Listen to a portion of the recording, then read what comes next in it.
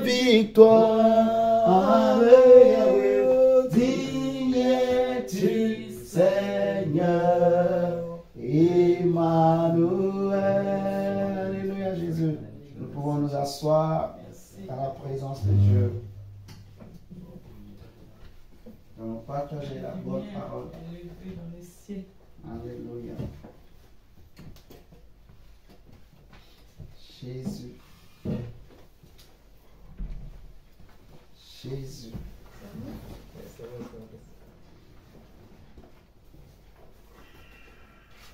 Tu es pianiste. Tu es évangéliste. Nous dis quoi? Ça va? Oui, ça va. Dieu. Ok. Bon, aujourd'hui, on va continuer l'enseignement qu'on avait commencé sur la prière. Ouais. Il reste une petite partie, donc on va essayer de parler de ça aujourd'hui. Et je pense qu'on va finir avec ça. Après, si le Seigneur veut qu'on complète encore des choses, peut-être qu'on fera. La dernière fois, le thème, on avait dit que c'est « Voici comment vous devez prier ». Je crois que tu n'étais pas là, Prince. Donc, je vais faire un petit rappel. C'est Matthieu 6. Donc, on va prendre Matthieu 6. Donc, on va dire, aujourd'hui, c'est la suite du thème du message sur la prière qu'on avait fait. Et le thème, c'était « Voici comment vous devez prier ». Je n'ai pas encore mis la vidéo sur la chaîne, mais je vais la mettre. Pour ceux qui n'étaient pas là comme ça, vous pouvez suivre. C'est un message vraiment de bénédiction. Il y a une forte parole dans ce message. Parole de bénédiction vraiment qui résume en quelque sorte, bon je ne vais pas dire qui résume, mais qui nous donne des clés par rapport à la prière. Alléluia. On avait dit que Matthieu, oui. Matthieu chapitre 6, on avait lu Matthieu 6, où Jésus dit, on avait lu du verset 5 à 15, voilà. Donc, tu peux nous lire, s'il te plaît, Prince. Matthieu 6, verset 5 à 15. Matthieu 6, verset 5 à 15. Lorsque vous priez, ne soyez pas comme les hypocrites, qui aiment à prier debout, dans des synagogues et au coin des rues, pour être vus des hommes. Je vous le dis en vérité, ils reçoivent leur récompense. Mais quand tu pries, entre dans ta chambre, ferme ta porte, et prie ton Père qui est là, dans le lieu secret. Et ton Père, qui voit dans le secret, te le rendra. Amen. En priant, ne multiplie pas de vaines paroles, comme les païens, qui s'imaginent qu'à force de paroles, ils seront exaucés.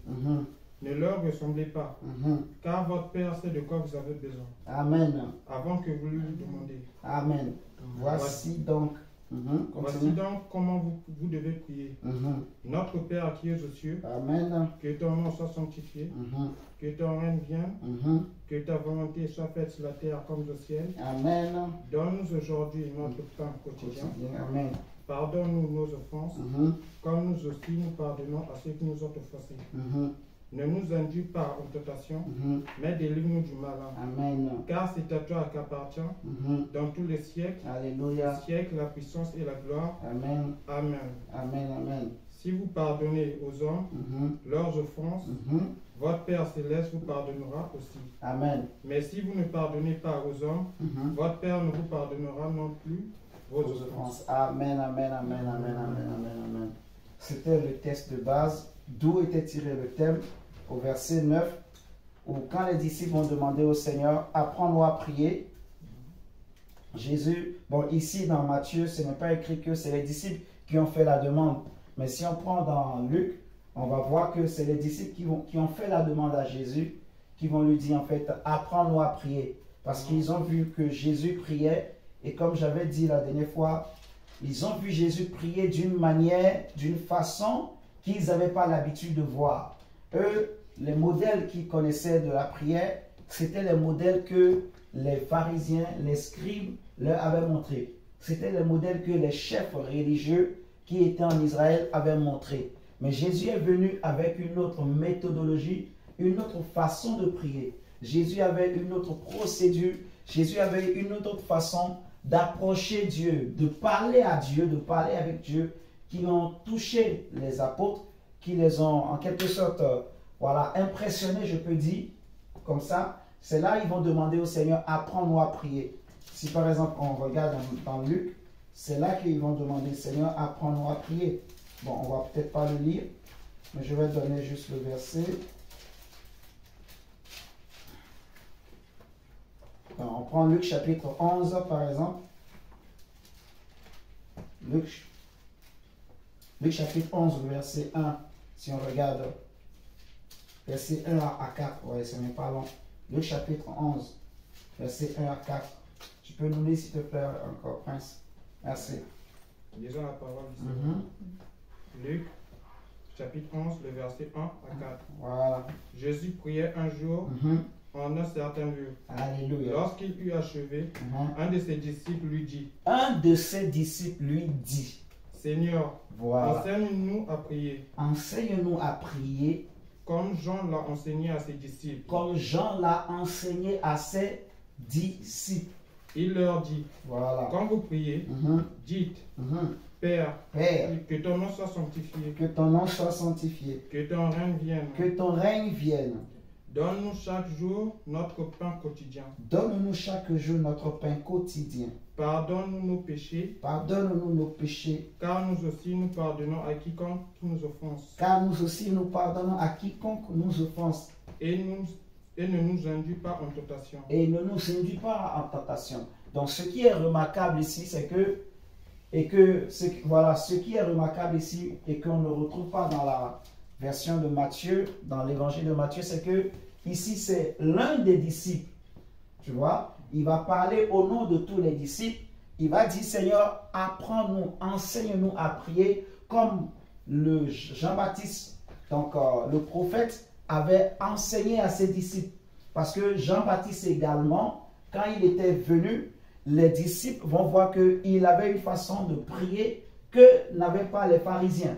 Et c'est là que eux aussi, ils vont parler avec Jean-Baptiste. Jean-Baptiste va leur apprendre à prier comme lui, il avait appris de Dieu. Mais Jésus aussi avait une autre manière que les disciples aussi ont voulu apprendre. Ils vont demander. Et c'est là que Jésus va nous donner ce modèle de prière qui est connu partout, qui est utilisé partout dans la chrétienté, que ce soit chez les catholiques, les évangélistes, les protestants, les méthodistes, tout le monde utilise cela. Et c'est comme, on va dire, comme un canevas, un modèle qui nous enseigne en fait comment nous devons prier.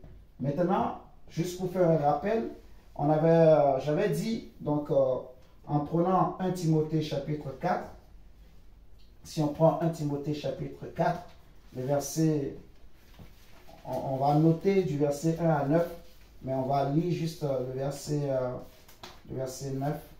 1 Timothée chapitre 4. 1 Timothée chapitre... non, on va lire plutôt le verset 8. 1 Timothée chapitre 4. Donc, on va noter du verset 1 à 9. Mais on va lire ce soir juste le verset 8. Juste le verset 8.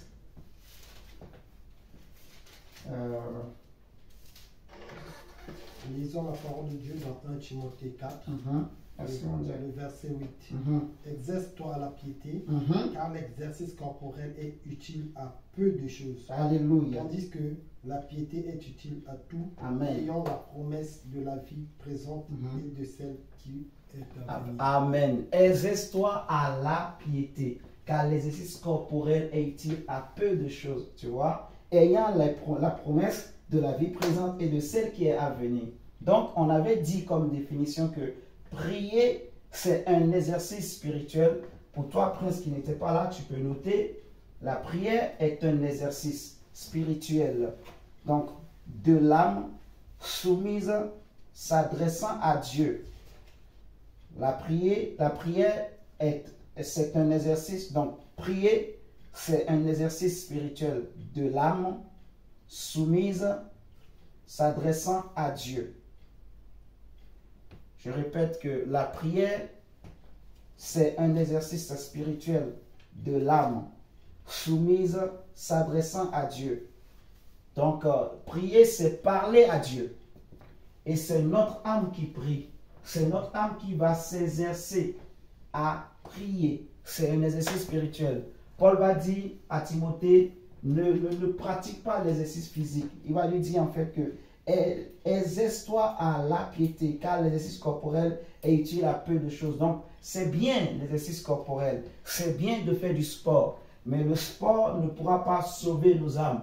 Le sport ne pourra pas nous protéger contre le péché et les démons. Le sport ne pourra pas nous permettre de recevoir les promesses de Dieu. La Bible nous dit, en parlant des hommes de la foi, que c'est par leur foi qu'ils ont obtenu des promesses, ils ont ressuscité des morts, ils ont vu des morts ressuscités. Par leur foi, ils ont vaincu des royaumes, des armées. Par leur foi, par leur foi. Par la foi, Enoch a été enlevé. Vous voyez? Et or, quelqu'un qui n'est pas un homme de prière, il ne peut pas avoir la foi. Je parle bien sûr de la foi en Jésus-Christ. Donc, un homme pieux, c'est un homme qui, en fait, qui craint Dieu. C'est un homme qui aime Dieu. C'est un homme qui, voilà, je peux dire comme ça, un homme qui craint Dieu, qui aime Dieu. Vous voyez, la piété, en fait, c'est quelqu'un qui s'attache à Dieu, voilà. Un homme pieux, c'est quelqu'un qui est attaché à la nature de Dieu, aux valeurs de Dieu, donc à la justice, à la crainte de Dieu, à l'intégrité, à la vérité, vous voyez, c'est ça un homme pieux. Et finalement, ça veut dire en fait que les hommes pieux, c'est des hommes qui prient. Vous comprenez? C'est pour ça que on a donné cette définition que prier, c'est un exercice spirituel de notre âme, donc qui est soumise à Dieu.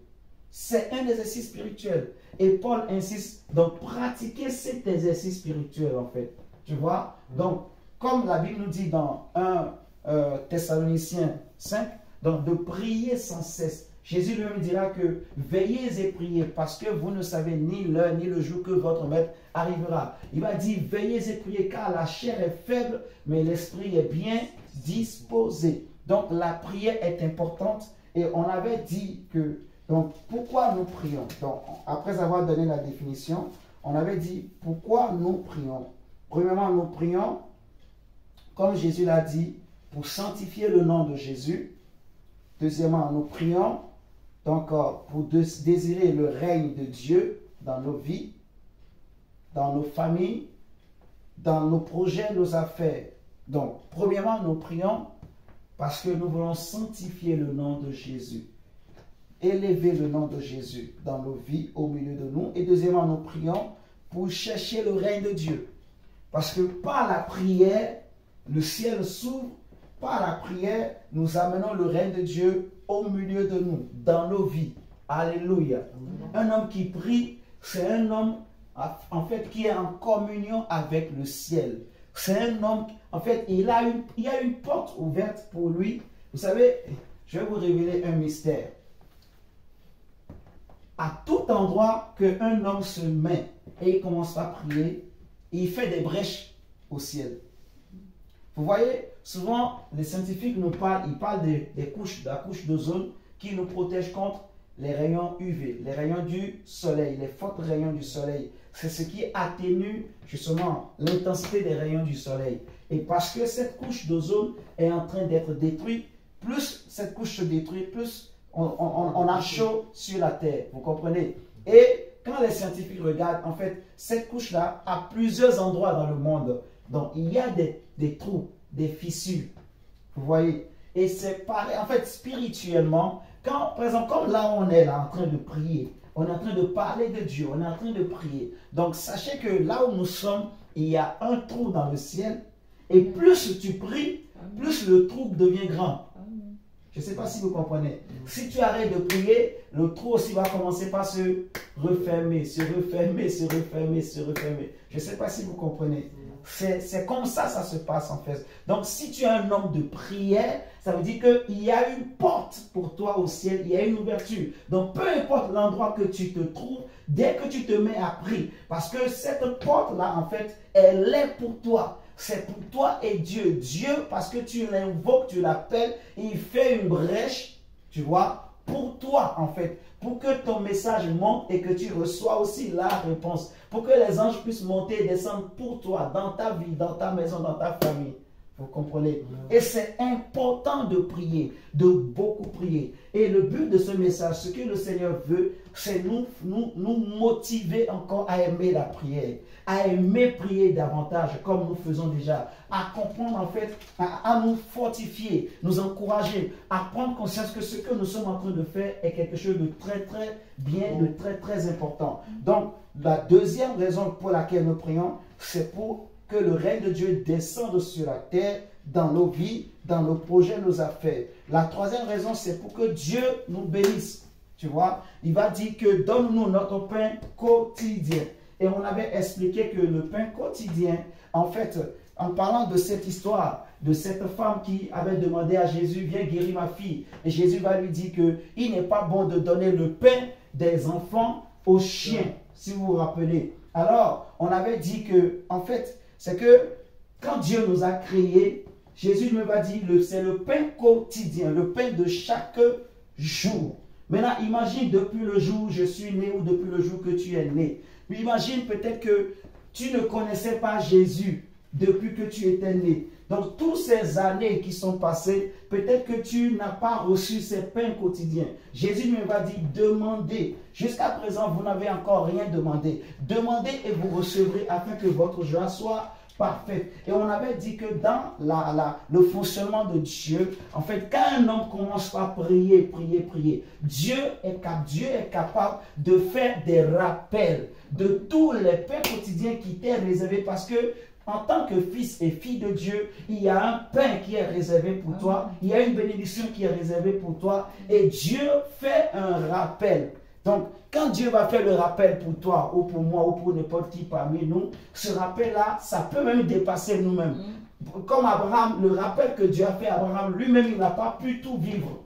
Je ne sais pas si vous comprenez. Abraham lui-même n'a pas pu tout vivre, mais jusqu'à aujourd'hui, les enfants de ses enfants continuent à vivre, continuent à manger le pain que Abraham méritait, le pain que Dieu a réservé à Abraham. Je ne sais pas si vous comprenez. Donc, même si toi et moi, on n'a pas pu, on ne pourra peut-être pas tout manger, mais que le reste de ce pain-là, Dieu le déverse sur les membres de nos familles, sur nos proches, au nom de Jésus. Donc, on avait dit, quatrièmement, je crois que c'est quatrièmement, nous prions pour demander le pardon de Dieu, pour demander la justice de Dieu. Donc, cinquièmement, nous prions pour donc, premièrement, c'est pour demander... pour plaire à Dieu. Voilà, pour plaire à Dieu, pour se sanctifier. Deuxièmement, c'est le règne de Dieu. Deuxième, c'était pour se sanctifier le nom de Jésus. C'est pas le premier, c'est le premier. En fait, plaire à Dieu et sanctifier, c'est la même chose. Troisième, c'est pour chercher le règne de Dieu. C'est ça, troisième? D'accord. Donc, on va dire, premièrement, c'était pour plaire à Dieu. C'est pour plaire à Dieu, premièrement. Deuxièmement, c'est pour sanctifier le nom de Jésus. Oui, c'est vrai. Deuxièmement, c'est pour sanctifier le nom de Jésus. Troisièmement, c'est pour demander le règne de Dieu sur la terre. Et quatrièmement, nous prions pour que Dieu nous bénisse. Et cinquièmement, nous prions pour avoir la justice de Dieu. Voilà. Et sixièmement, donc, voilà, pour chercher la délivrance, sixièmement. Amen. Merci. Maintenant, on a dit que la prière, en fait, n'est pas une option pour un chrétien. Il n'y a pas un chrétien qui va dire, bon, moi, j'ai choisi, je vais avoir une vie de prière un peu léger. Ça, c'est mon choix, c'est mon choix. Comme on aime souvent dire dans le monde, ah, je suis libre, c'est mon choix. En Jésus, il n'y a pas de choix dans la prière. Je n'ai pas le choix, tu n'as pas le choix. Tu dois prier. Tu dois beaucoup prier. Vous comprenez? On n'a pas le choix. La Bible dit que nous n'avons pas à lutter contre la chair et le sang, mais contre des esprits. Et Jésus dit que celui qui persévérera jusqu'à la fin, celui-là, c'est lui qui sera sauvé. Vous comprenez? Même Jésus, la Bible nous dit dans Hébreu, en fait, il a prié avec l'âme. Et c'est ça le but du message, de la suite de l'enseignement d'aujourd'hui. On va voir les différentes sortes de prières. C'est-à-dire que même Jésus, il a prié même jusqu'au sang. Vous voyez à Gethsémani, quand il devrait aller à la croix, il s'approchait de la croix. La Bible dit qu'il avait peur, il était mal à l'aise. La Bible dit qu'il va commencer par prier au point où sa sueur était devenue comme des gouttes de sang. Et la Bible nous dit que nous, les chrétiens, nous n'avons pas encore prié, tu vois, jusqu'à ce niveau-là. Vous comprenez? Donc nous devons prier. Même dans la maladie, je prie. Même si mon corps est fatigué et épuisé, je prie. Vous comprenez? La prière n'est pas une option. Et je disais, je dis et j'insiste encore aujourd'hui, la prière, en fait, est puissante. Comme la parole est puissante. La Bible dit dans Hébreu 4:12 que la parole de Dieu est puissante. Mais la prière aussi est puissante. La prière aussi a une puissance. Si vous prenez dans Jacques 5, on va prendre Jacques chapitre 5. Jacques chapitre 5.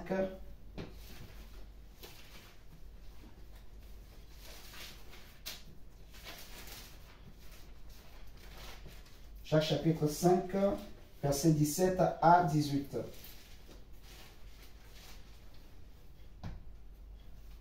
Jacques chapitre 5, verset 17 à 18. La Bible nous dit quoi?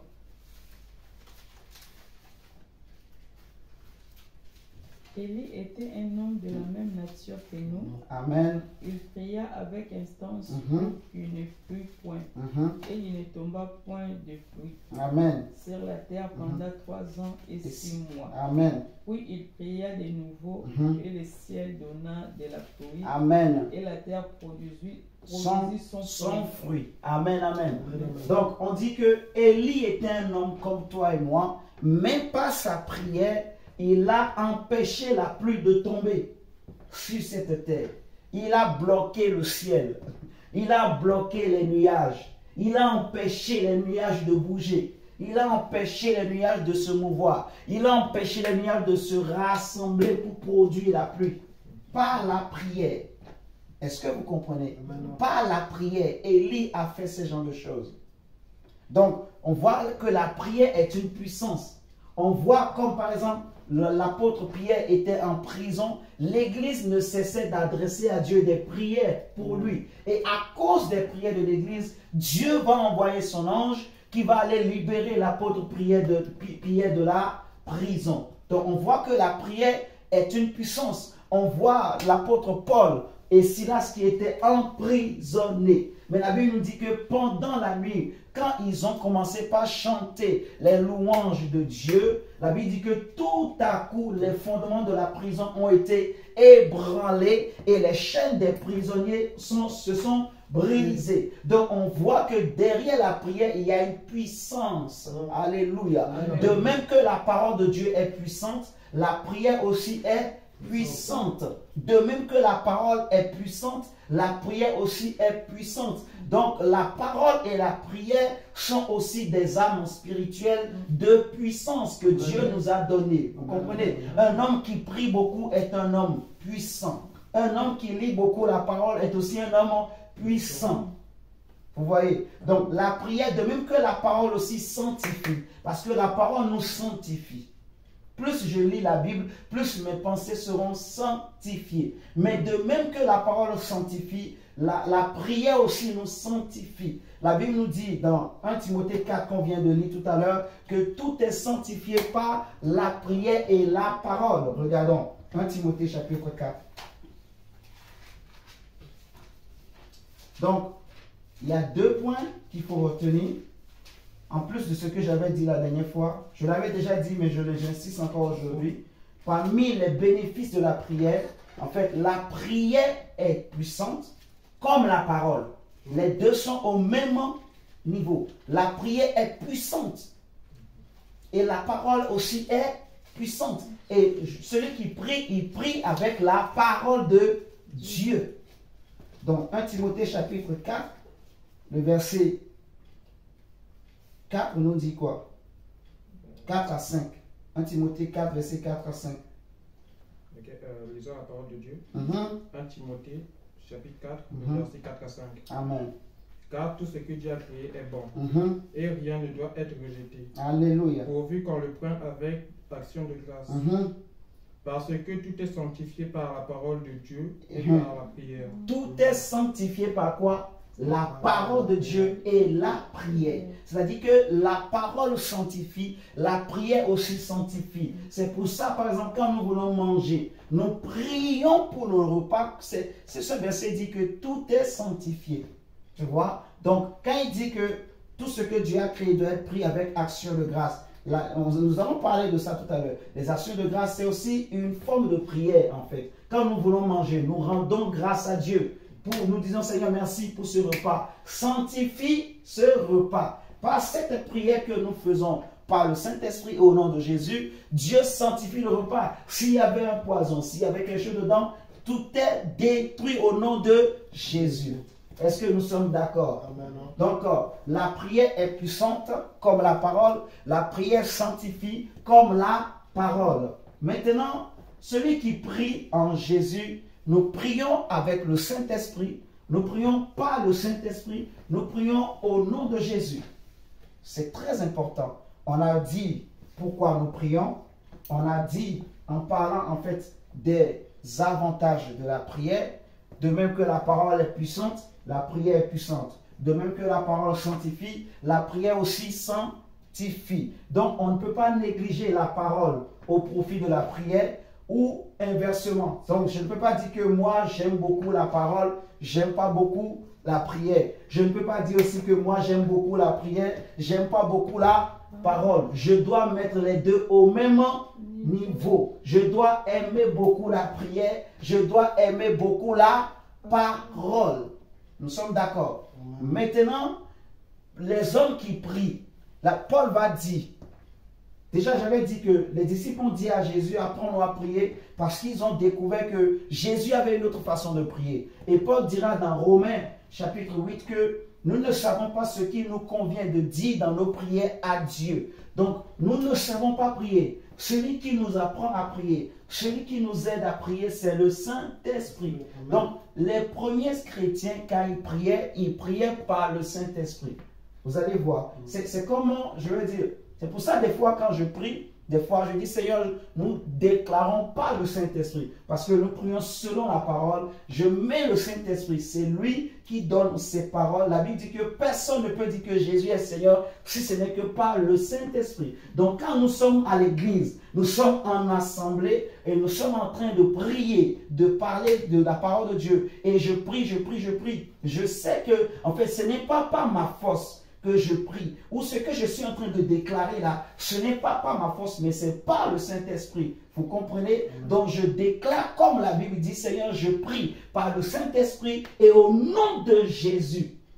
Je ne sais pas si vous comprenez. Donc, en fait, ce qui rend nos prières puissantes, c'est la parole et le Saint-Esprit et le nom de Jésus. Nous allons comprendre. Prenons Jude chapitre 1.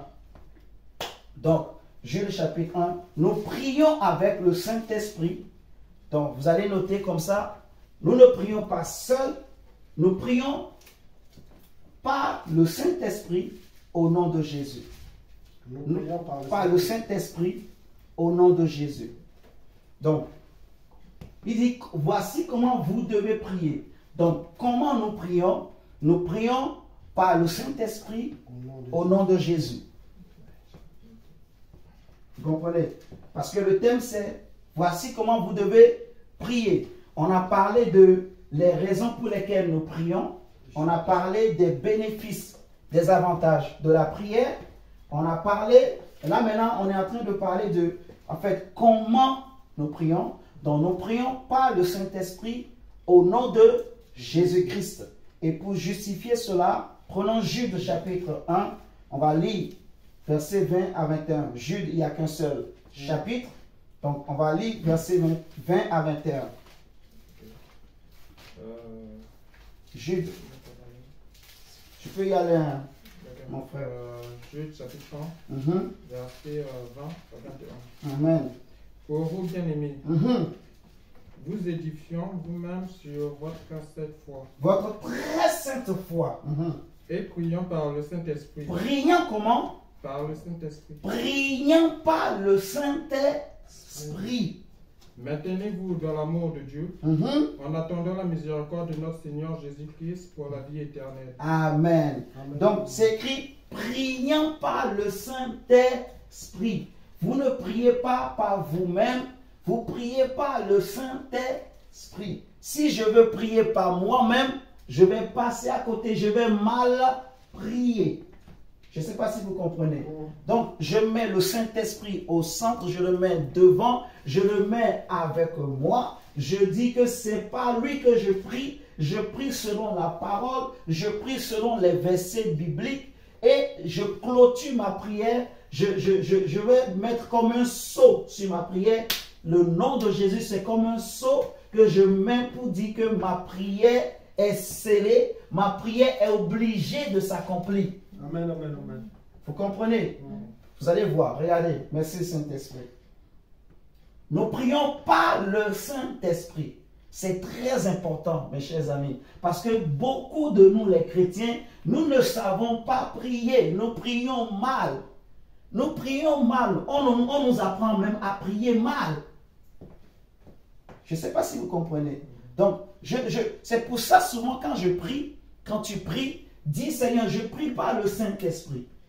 Vous comprenez? Je prie par le Saint-Esprit, Seigneur, que telle ou telle chose s'accomplisse parce que ta parole a dit, ou je déclare, j'établis par le Saint-Esprit, tu vois, et au nom de Jésus maintenant.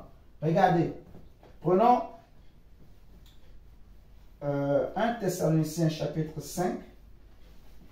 On a 1 Thessaloniciens chapitre 5.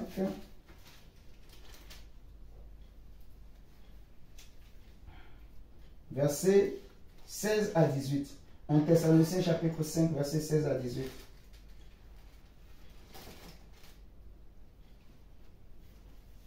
Un Thessaloniciens chapitre 5, verset 16 à 18. Nous prions par le Saint-Esprit et au nom de Jésus-Christ. Lisons la parole du Seigneur. Merci. 1 Thessaloniciens, chapitre 5, verset 16 à 18. Soyez toujours joyeux. Priez sans cesse. Rendez grâce en toutes choses.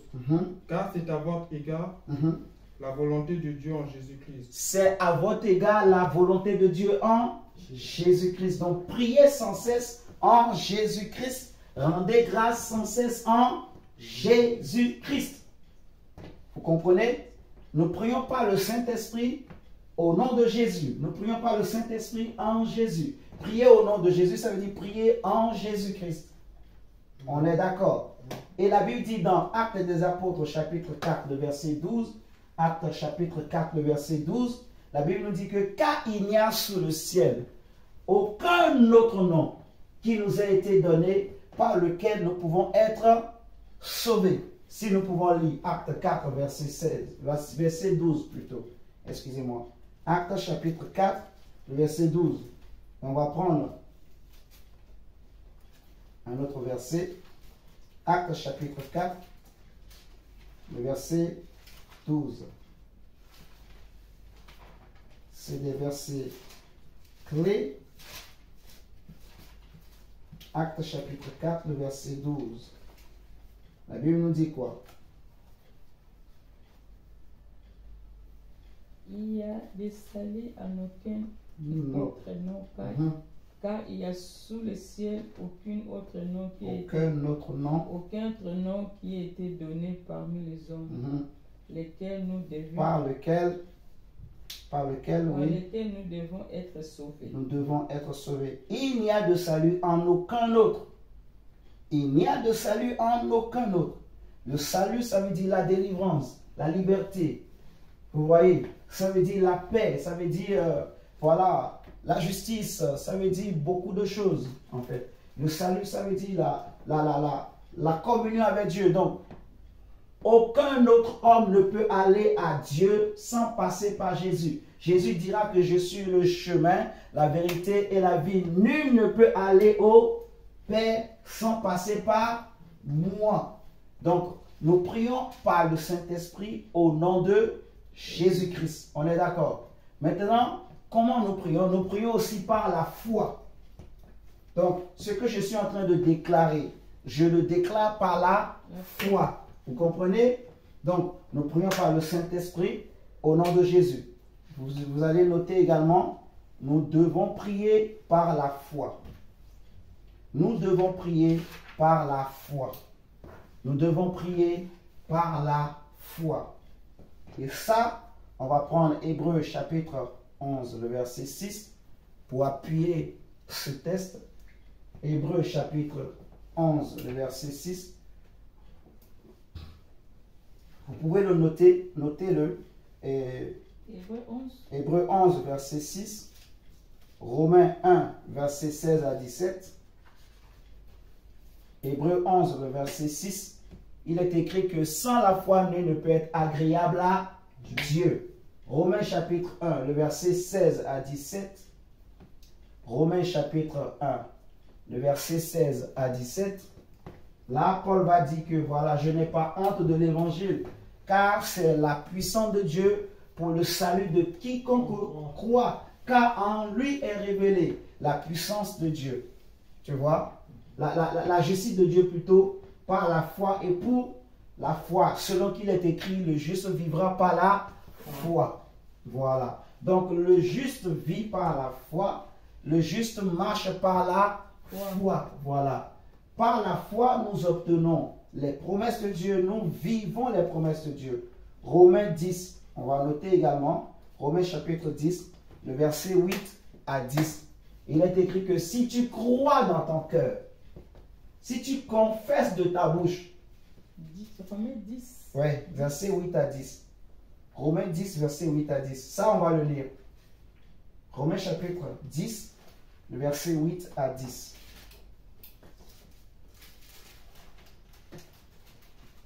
Romains chapitre 10, le verset 10 à 10. Verset 8 plutôt à 10. Ouais. Romains 10, verset 8 à 10. Lisons la parole du Seigneur. Amen. Romains 10, verset 8 à 10. Que dit-elle donc? La parole est près de toi, dans ta bouche et dans ton cœur. Amen. Or, c'est la parole de la foi que nous prêchons. Amen. Si tu confesses de ta bouche le Seigneur Jésus, si tu confesses de ta bouche le Seigneur Jésus, et si tu crois dans ton cœur que Dieu l'a ressuscité des morts, et si tu crois dans ton cœur que Dieu l'a ressuscité des morts, tu seras sauvé. Tu seras sauvé. Car c'est en croyant du cœur qu'on parvient à la justice. C'est en croyant du cœur qu'on parvient à quoi? À la justice. Et c'est en confessant de la bouche qu'on parvient au salut. C'est en confessant. Je ne sais pas si vous voyez, il y a deux démarches. Vous voyez, il va dire que si tu crois dans ton cœur, tu vois, si tu confesses de ta bouche le Seigneur Jésus et que tu crois dans ton cœur que Dieu l'a ressuscité des morts, tu seras sauvé. Ça, c'est le verset 9. Et il dit au verset 10, il va détailler la pensée du verset 9. Donc, dans le verset 9, il dit, il faut confesser de la bouche le nom de Jésus. Et il faut croire dans ton cœur qu'il est ressuscité, qu'il est vivant, que Dieu l'a ressuscité d'entre les morts. Alléluia. Maintenant, il va détailler dans le verset 10 que c'est en confessant, en fait, c'est en croyant du cœur d'abord,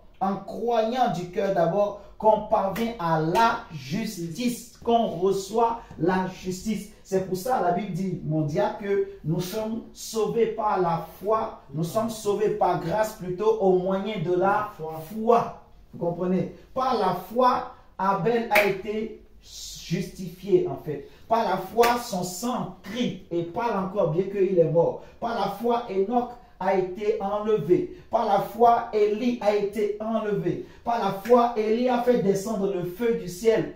Je ne sais pas si vous comprenez. La foi, par la foi, en croyant parce que j'ai la foi dans mon cœur, je reçois une justice de la part de Dieu, je reçois un manteau de la part de Dieu, je reçois une grâce particulière de la part de Dieu. Maintenant, je confesse de ma bouche ce que je crois. Vous voyez, je confesse de la bouche ce que je crois, alors je vis dans le salut, je vis la délivrance. Vous voyez, donc nous devons prier par la foi. Voilà. Donc, je prie par la foi, ça veut dire qu'à un moment donné de ma prière, il faut que je confesse.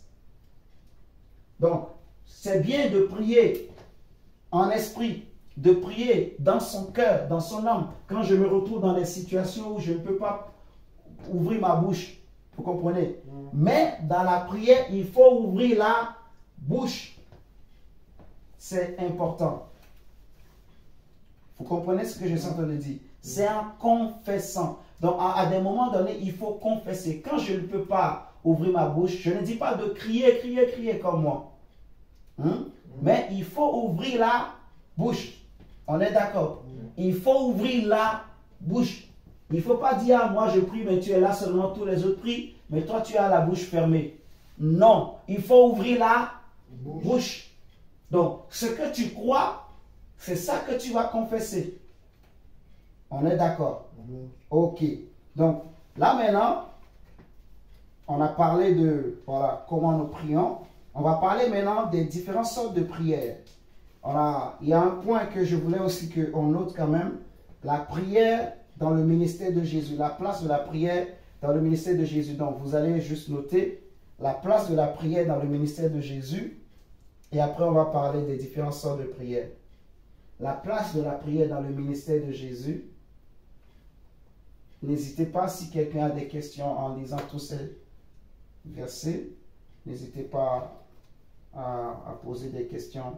On est là vraiment pour répondre aux questions. Amen. Donc, la place de la prière dans le ministère de Jésus.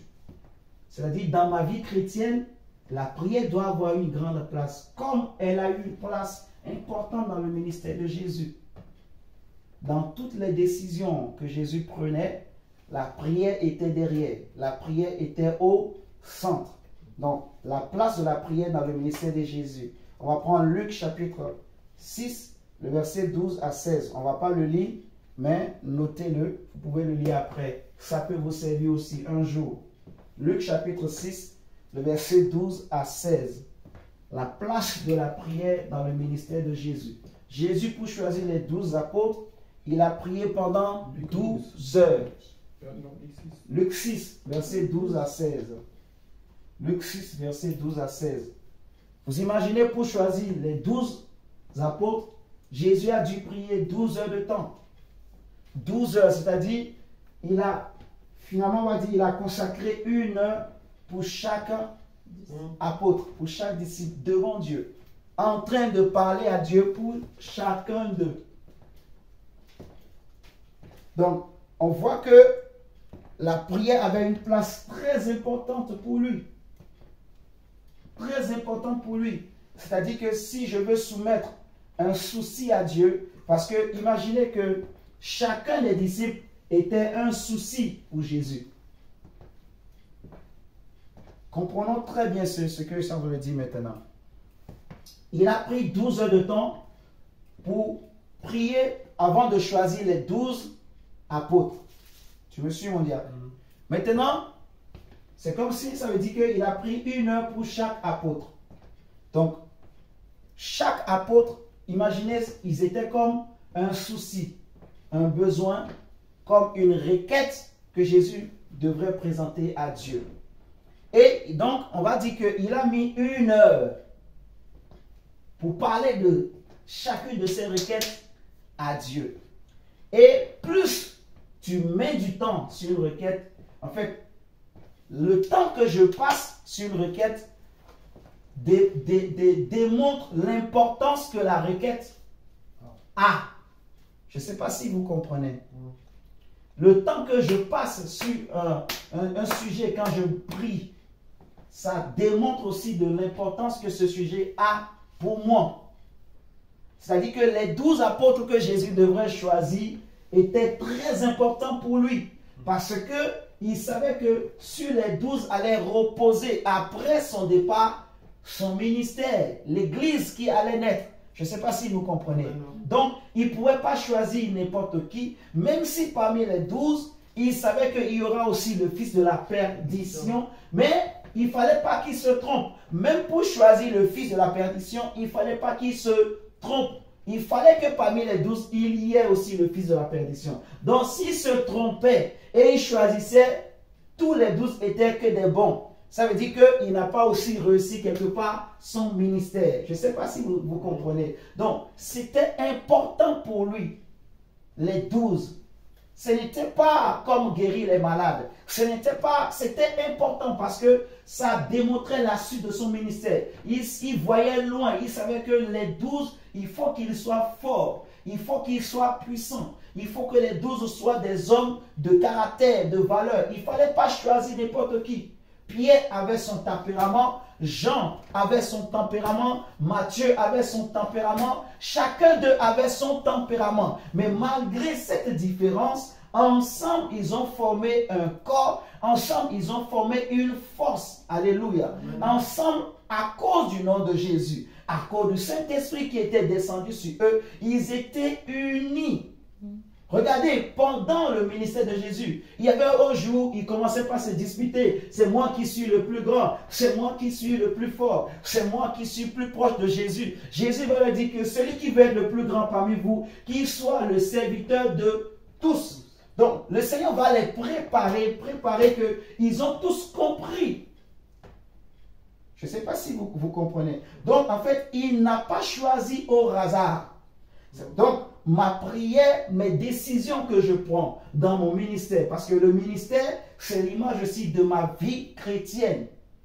Tu vois, avant d'aller prier quelque part, avant de m'associer à quelqu'un, est-ce que je prends le temps de prier sérieusement? Ou quand je prie dans une assemblée, est-ce que je prends le temps de prier sérieusement pour cette assemblée? Parce que si cette assemblée-là, il n'y a pas la vie, il n'y a pas l'Esprit de Dieu, si les choses ne marchent pas bien, quelque part, c'est mon salut aussi qui est en danger. Vous comprenez ce que je dis? Si ma vie chrétienne n'est pas clean, si ma vie chrétienne, elle ballotte, comment je vais dire? Elle n'est pas équilibrée. Vous voyez, elle est déséquilibrée. Elle n'est pas stable. Elle est instable. Si ma vie chrétienne n'a pas de sens, n'a pas de vision, n'a pas d'objectif, donc, comment je conduis, comment je présente ce sujet à Dieu? Parce que ma vie chrétienne, c'est mon ministère avant tout. Ma vie spirituelle, c'est mon ministère avant tout. Je ne sais pas si vous comprenez. Le ministère, le vrai ministère, ce n'est pas comme je suis en train de faire là, en train de prêcher. Non, le vrai ministère, c'est la vie spirituelle que j'ai en Jésus. Le vrai ministère, c'est la vie spirituelle, je répète, que j'ai en Jésus. Le vrai ministère, c'est la vie de prière, parce que la vie spirituelle, c'est la vie de prière que j'ai. C'est ça le vrai ministère. Et on voit l'importance que la vie spirituelle avait pour Jésus. Parce que Jésus, regardez, après la mort de Jésus, l'Église est née. Les apôtres, ils ont fait ce que le Seigneur avait voulu. Vous comprenez? Donc Jésus a prié pour les choisir, pour qu'ils ne ratent pas son ministère. Et c'est aussi, nous aussi, ce que nous devons faire. Prier, prier. Priez pour ce que nous sommes en train de faire. Priez pour les projets que nous avons en cœur. Priez, priez, priez. Même les gens qui vont s'associer à nous, priez, priez. Si quelqu'un n'est pas de Dieu, que Dieu l'éloigne de nous. Vous comprenez? Si quelqu'un vient pour venir nous souiller, pour venir nous créer des problèmes, pour venir nous faire passer à côté, parce que comme nous sommes en train de poser des fondements, si quelqu'un, l'ennemi envoie quelqu'un pour venir s'introduire des choses comme ça, que Dieu lui-même l'éloigne de nous au nom de Jésus. Donc ça doit être un sujet très important, parce que comme Dieu nous avait dit, le fondement est très important. Le fondement, c'est lui qui déterminera suite. C'est le début qui va déterminer la suite. C'est vrai qu'on dit que la fin d'une chose vaut mieux que son commencement. Mais c'est le commencement qui va déterminer la suite. Je ne parle pas de la fin. Je parle de la suite. Je ne sais pas si vous me comprenez. Je dis que c'est le commencement qui détermine la suite. Mais la fin d'une chose vaut mieux quand même que son commencement. Mais si je commence mal, la suite sera aussi chaotique. Vous comprenez? Si je n'ai pas de bons fondements, si je ne suis pas bien bâti, lorsque les torrents vont venir, lorsque les vagues, les grandes eaux vont se soulever contre nous, comme Jésus l'a dit dans la parabole du semeur, en fait, beaucoup vont retourner dans le monde, beaucoup vont abandonner le service, beaucoup vont abandonner Dieu, vous comprenez? Beaucoup vont douter de l'amour de Dieu, beaucoup vont douter de la paix de Dieu, en fait. Donc, c'est pour ça que Dieu insiste sur ces enseignements que nous sommes en train de prendre. Vous voyez? Donc, c'est très important la prière. Et le temps que je passe pour chaque sujet, pour chaque, en fait, besoin devant Dieu, en fait, ça détermine l'importance que cela, la valeur que ça a pour moi, en fait. Si je dis que, ce truc-là est important pour moi, mais je ne prends pas aussi le temps en fait, ce n'est pas un souci pour moi, parce que on voit que les disciples, chacun des 12 était un grand souci pour Jésus, en fait. Tu vois? Donc, mon besoin doit être un souci. Et quand c'est un souci, quand je suis un homme de prière, je présente à Dieu. Je suis un homme spirituel. Je prie en tout temps. Je suis en communion avec le ciel. Je parle au Saint-Esprit. Je ne sais pas si vous comprenez. Donc, nous allons travailler comme ça. Amen. Amen. Ok. Maintenant, nous allons voir les différentes sortes de prières. Les différentes sortes de prières. Pour cela, nous allons prendre 1 Timothée chapitre 2. 1 Timothée chapitre 2. Le verset 1 à 4. 1 Timothée chapitre 2. Le verset 1 à 4. Notre frère Prince va nous lire. 1 Timothée chapitre 2. Le verset 1 à 4. Les différentes sortes de prières. Nous allons parler maintenant des différentes sortes de prières. Si on ne finit pas, on va continuer même la prochaine fois. Ce n'est pas un problème. Parce que le Saint-Esprit est en train de me faire réaliser beaucoup. Il y a un verset que je voulais donner, que le Seigneur m'a donné tout de suite là, mais j'avais oublié. Notez-le. Lorsqu'on a parlé de... Nous prions par le Saint-Esprit au nom de Jésus. C'est 2 Corinthiens chapitre 1. Je viens de me rappeler. 2 Corinthiens chapitre 1, verset 18 à 20. 2 Corinthiens chapitre 1, verset 18 à 20. Donc là où on a dit, nous prions par le Saint-Esprit et au nom de Jésus. Vous voyez, ce texte nous dit que, en fait, que toutes les promesses de Dieu sont Amen et oui en Jésus. Donc, 2 Corinthiens chapitre 1, verset 18 à 20. Merci. Je viens de me rappeler que je n'avais pas donné ça. Ça va servir un jour. Et lisez vraiment ça à la maison également, tous ces versets.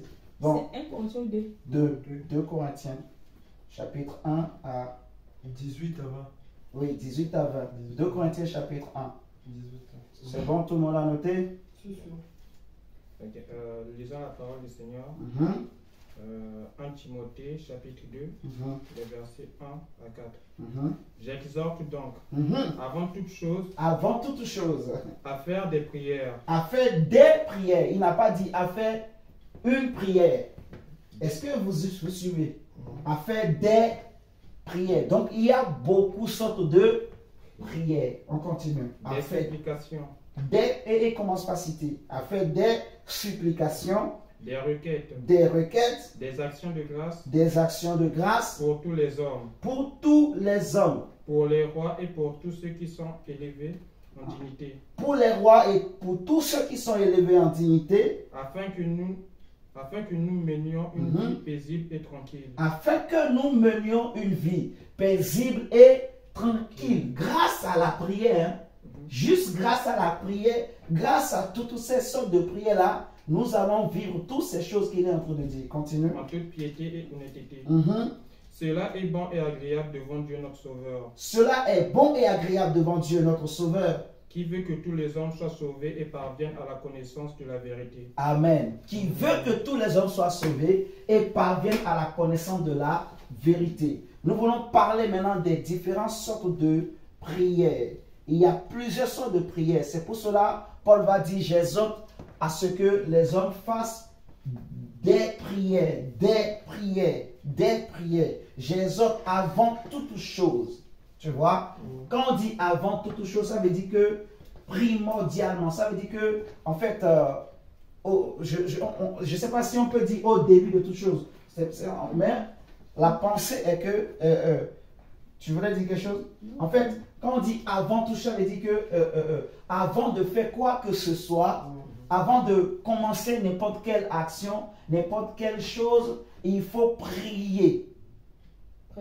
Premièrement. Tu vois, malgré tout ce qui peut se passer, malgré tout ce qu'on peut dire, malgré tout ce qu'on peut imaginer, malgré les songes et les rêves, même si je faisais un mauvais songe, mais je me lève quand même, je prie. Vous comprenez? Avant toute chose, quelle que soit des nouvelles, ou peu importe la situation, peu importe la saison, l'époque, le temps où je peux traverser, peu importe l'endroit où je me trouve, mais avant toute chose, je prie.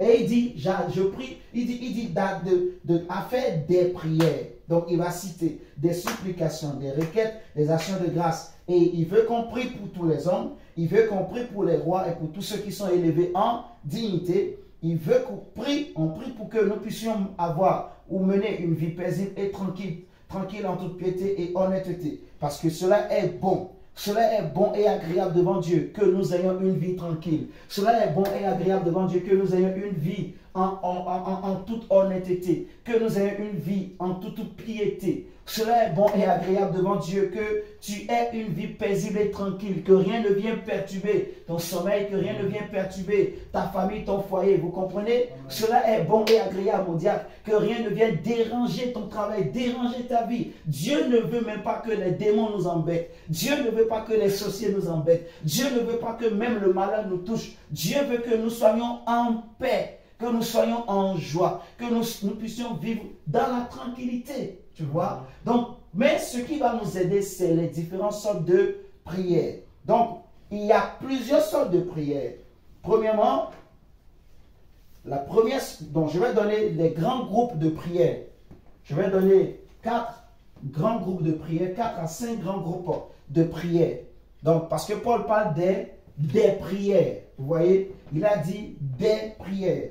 Des prières. Donc, il y a plusieurs sortes de prières. On va les classer en groupes, en fait. Donc, le premier groupe de prières que nous allons noter ce soir, c'est ce que on appelle les intercessions. Les intercessions.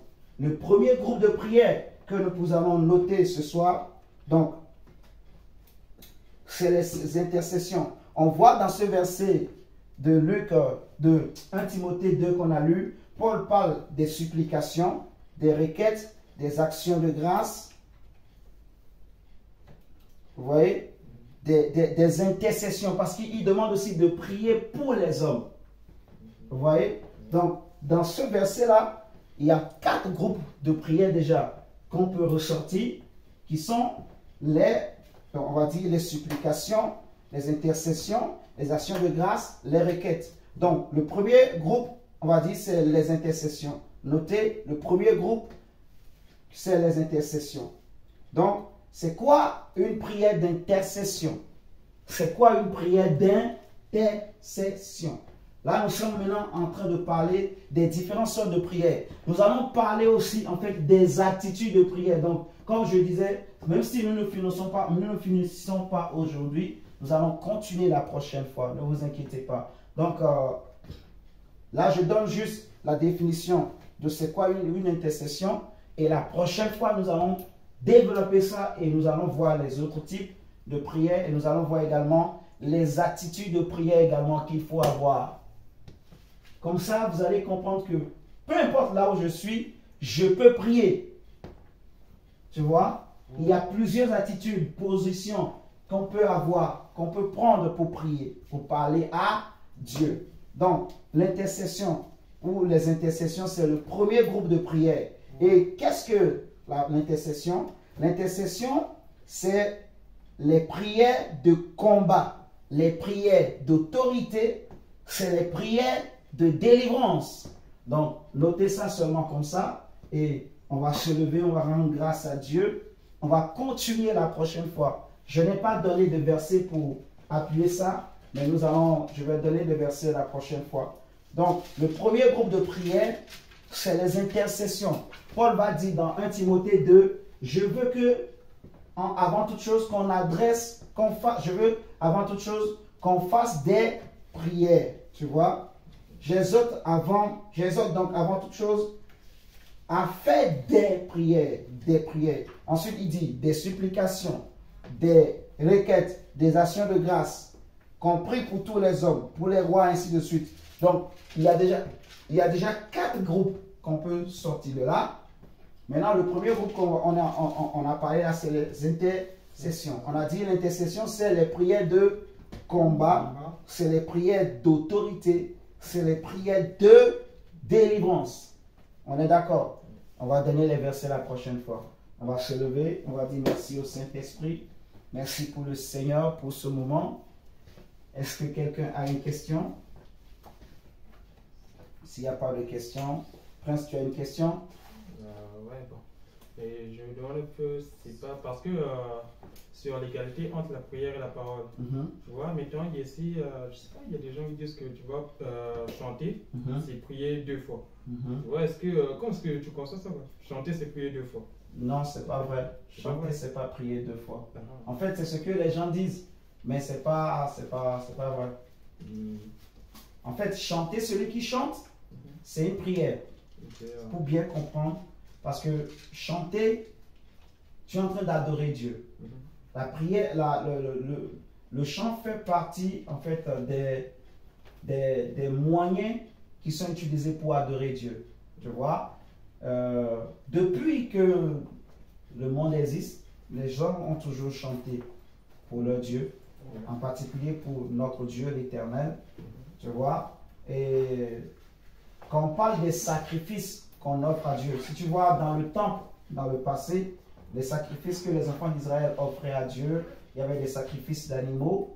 Ensuite, le roi David, il va instaurer, donc, on va dire ce qu'on appelle souvent le ministère des chantres. Donc, c'était des gens avec des instruments comme David lui-même, la lutte, le cymbale. Ils chantent pour Dieu, ils jouent, tu vois, pour élever Dieu, pour glorifier Dieu. Ils chantent pour Dieu, comme David, comme Asaph, ainsi de suite, qui étaient des prophètes, tu vois. Donc, celui qui chante, il ne prie pas 2 fois. Non, il prie, point. Je ne sais pas si tu comprends. Celui qui chante, il prie. Parce que nous allons voir, là on n'a pas parlé, mais nous allons voir aussi, l'adoration c'est une prière. Comme j'ai dit tout à l'heure, Paul et Silas étaient en prison. Ils se sont mis à adorer Dieu, tu vois, à chanter. Quand ils se sont mis à chanter, c'est là que les fondements de la prison se sont brisés. Tu vois? Donc c'est vrai que dans l'adoration, il y a une puissance parce que la Bible dit que Dieu siège dans la louange et dans l'adoration de son peuple. Donc quand on adore Dieu, sa gloire descend. Dieu tient beaucoup à l'adoration. Mais en chanter, ça ne veut pas dire que je prie 2 fois. Parce que beaucoup tombent dans cette erreur. Et c'est quoi l'erreur? Donc si chanter, c'est que je prie 2 fois, donc je peux passer tout mon... Je peux dire, je veux prier Dieu, mais je passe tout le temps, je fais que chanter. Tu sais, il y a des moments où tu chantes même, mais ton esprit n'est pas là. Tu es en train de chanter, mais tu es en train de penser je sais pas, au gombo, à la sémoule qui est là-bas, là, la nourriture que tu as laissé dans le frigo depuis hier, mais tu t'es réveillé pendant que tu es en train de chanter là. Ah, la fin arrive. Mais quand tu pries, tu peux prendre l'autorité sur ce mauvais sentiment, ce désir de ta chair, tu vois. Tu te lèves parce que nous allons voir, il y a plusieurs positions qu'on peut prendre quand on prie. Il y a plusieurs attitudes et il y a plusieurs types de prières. Donc, la prière, ce n'est pas seulement adorer. Je ne sais pas si vous comprenez. Donc, ce n'est pas parce que quelqu'un, par exemple, il ne chante pas qu'il n'adore pas Dieu également. Parce que adorer, ça ne veut pas dire chanter. Tu vois? Donc, chanter, ça fait partie de l'adoration. C'est l'un des moyens qu'on utilise pour adorer Dieu. Mais quelqu'un, il peut adorer Dieu sans chanter. Si c'était un chanter, c'est prier 2 fois. Alors les chantres, ils sont vraiment ils doivent être exaucés plus et nous. Ben ouais. Non. Je connais ce que tu dis là, beaucoup le disent. C'est une très bonne question, hein, que le Seigneur vraiment te bénisse. Tu as raison de poser la question. Non. Oui, parce que c'est quelque chose qui me fait souvent réfléchir. Bon, ok, si on dit que prier et chanter, c'est prier 2 fois, ben, ça sert vraiment à rien de prier. Oui, tu as raison. Directement sur l'étape. Faut commencer par chanter. Tu faisais ça du chanter. Non, mais c'est quelque chose. Non, mais c'est quelque chose, ça me touchait l'esprit, mais je ne croyais pas trop à ça. Ouais, parce que lorsqu'on fait la prière, ça les paroles sont toutes faites, tout ça, il n'y a rien qui sort, c'est pas vraiment une communication entre toi voilà. et Dieu. Donc, c'est pas vraiment ça. Du coup, je voulais demander pour savoir comment ça se fait. Si, c'est une très bonne question. Ouais, tu as raison. Je n'ai même pas coupé, on va laisser tout ça. C'est une très bonne question. Donc, chanter, c'est bien. Dieu aime. Tu vois? Mais je peux aussi adorer Dieu, mais Dieu va tellement aimer alors que je n'ai pas chanté.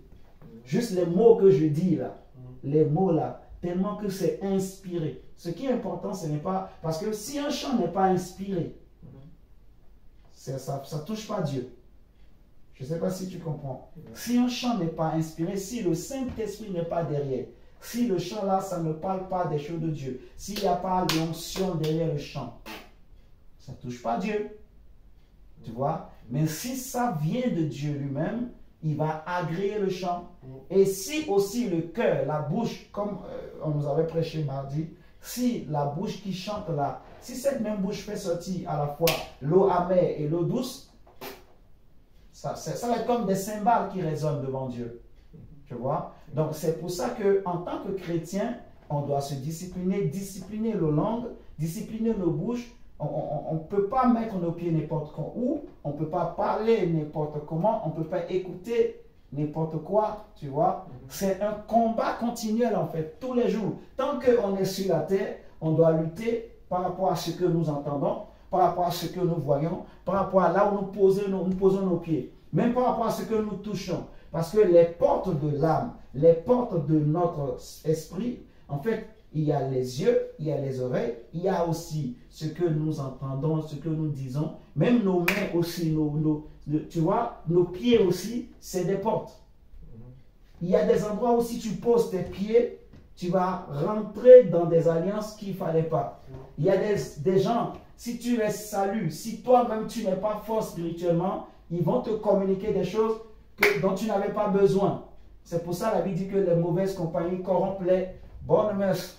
Tu vois, il y a des choses, si tu écoutes, la Bible dit la foi vient de ce qu'on entend. Donc, en entendant certaines choses, ça va détruire la petite foi que tu avais. Tu vois, si tu écoutes un pasteur qui ne fait que casser, tu vois, qui ne te donne rien de bon, finalement, tu n'auras plus confiance en toi. Finalement, tu ne vas plus croire que toi, tu peux servir Dieu. Finalement, tu ne vas plus croire que toi, tu es un enfant de Dieu. Je ne sais pas si vous comprenez. Donc, la foi vient de ce qu'on entend. C'est pour ça, on ne donne pas ses oreilles à n'importe qui. Même les hommes de Dieu. Parmi les hommes de Dieu, on ne peut pas donner ses oreilles à n'importe quel, soi-disant, homme de Dieu. Et mes yeux aussi, je ne peux pas regarder n'importe quoi. Tu vois? Parce que mes yeux, c'est ma lampe. Ça me permet de voir. Si mes yeux voient des choses qui souillent, ça va souiller mon âme, ça va souiller mon subconscient, mon inconscience, ça va me déranger même la nuit, tu vois. Ça va amener les ténèbres en moi, ça va m'amener des combats, tu vois. Et l'ennemi envoûte beaucoup par les yeux. Si tu regardes dans Genèse, même dans les Proverbes ou Ecclésiastes, on parle de la femme prostituée, tu vois, qui séduit, même Dalila, qui a séduit Samson par les yeux, en fait, les yeux, tu vois. Ce que tu regardes, quand tu vois dans Genèse même, la Ève, comment elle a été séduite, on dit, elle a regardé le fruit. Et c'est là maintenant que des pensées qu'elle n'avait jamais eues, ces pensées ont commencé par monter en elle. Ah, c'est beau, tu vois, à cause des yeux. Mais si elle n'avait pas regardé, même si le serpent parlait, tu vois, ça n'allait pas rentrer en elle. Elle n'allait pas poser là, elle n'allait pas manger le fruit. Tu vois, donc c'est très important en fait. Donc, en tant que chrétien, tu vois, on ne peut pas faire certaines choses. En tant que chantre de l'Éternel aussi, on ne peut pas faire certaines choses. Chanter, ce n'est pas prier 2 fois. Non. Oui. Quelqu'un, il peut être là, il chante. Les gens pleurent. Mais ça ne dit rien à Dieu. Mais tu prends un enfant seulement qui vient, il ne chante pas. Il se met à prier seulement. Tu ne sais pas ce qui se passe. Parce que l'enfant se met à prier, tout le monde aussi se met à prier. Qu'est-ce que l'enfant a? Et que il a quelque chose, enfant. Je ne sais pas si vous comprenez. C'est ça, en fait. Donc, ce qui est important, c'est avoir le Saint-Esprit. Tu vois?